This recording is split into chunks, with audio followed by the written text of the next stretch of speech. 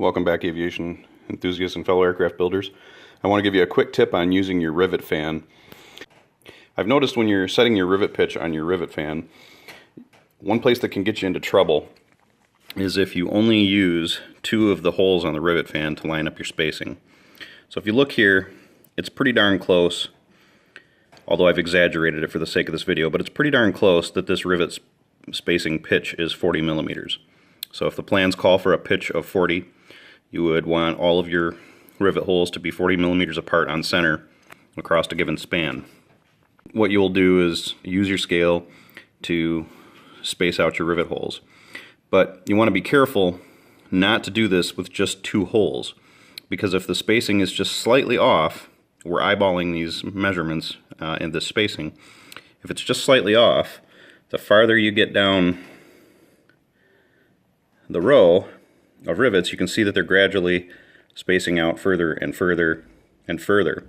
So on a 40 millimeter pitch, you should have 0, 40, 80, 120, 160, 200, 240, and 280. So you can see here that the rivet pitch, even though it looks pretty darn close right here, it's definitely not very close. And the better way to do this is to lay the scale out across all your rivet holes and make sure that they all line up on, their corresponding measurement site. So let me pause the video and realign this, and I'll show you what I mean. So I've realigned the measurements now so that all the holes fall on their corresponding pitch measurement all the way down the line down to 360. So whether you have a pitch of 20, a pitch of 30, a pitch of 40, a pitch of 50, you want to make sure that these holes all line up fairly close at every pitch station across the scale.